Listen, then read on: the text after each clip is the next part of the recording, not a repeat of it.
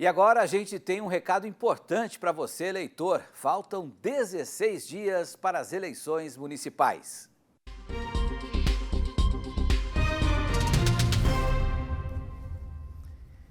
E o Rural Notícias dá continuidade a uma série de entrevistas com as principais entidades do agro para saber quais são os temas que devemos cobrar dos candidatos nas eleições de 2024. Hoje, na terceira entrevista, temos a participação do presidente da Federação da Agricultura e Pecuária do Rio Grande do Sul, o Gedeão Pereira, lá direto de Bagé. Gedeão, boa noite, obrigado pela participação, tudo bem por aí?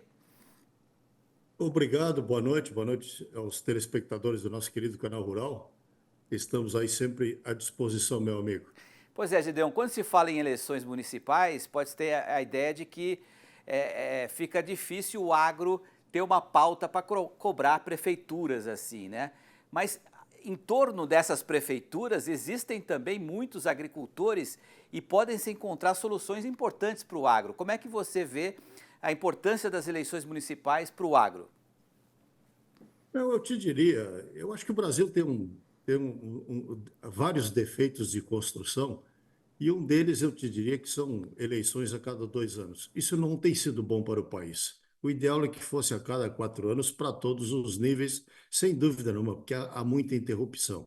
E, além do mais, uma grande preocupação que nós temos, principalmente as prefeituras do interior e o agronegócio, ele vive no interior do país, obviamente, que são os inchaços das prefeituras. Porque como este país, o nosso país, tem relegado a reforma administrativa para um segundo plano, esta é uma realidade, isto faz com que as prefeituras, de um modo geral, são entidades muito inchadas, com muito funcionário público.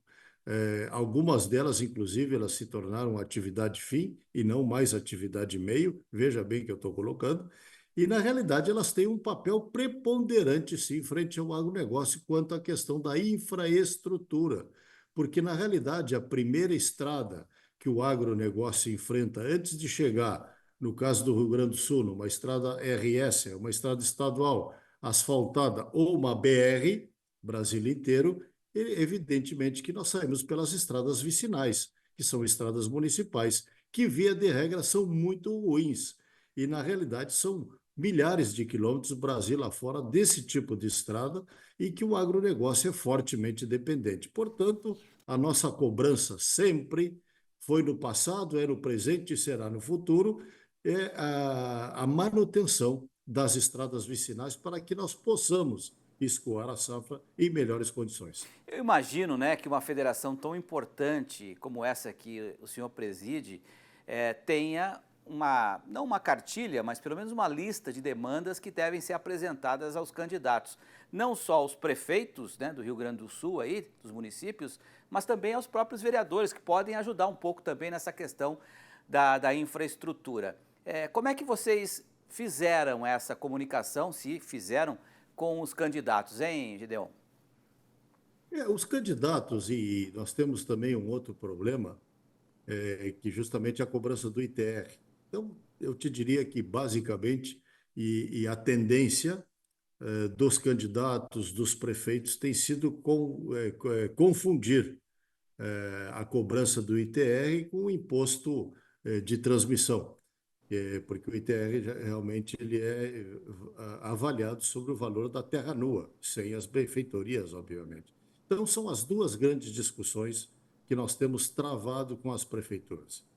Cobrança de ITR, que passou a ser um imposto municipal e tem nos dado muita dor de cabeça, e, evidentemente, a questão das estradas vicinais. Então, fora disso aí, o resto das nossas questões são mais de âmbito federal e não de âmbito municipal. Então, no município, as nossas grandes preocupações são basicamente essas duas aí.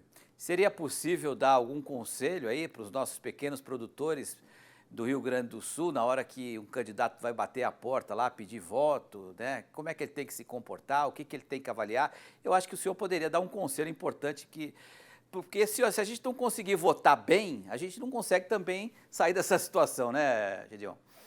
Sem dúvida nenhuma, nós estamos eu diria que a eleição municipal é a antevéspera da eleição presidencial.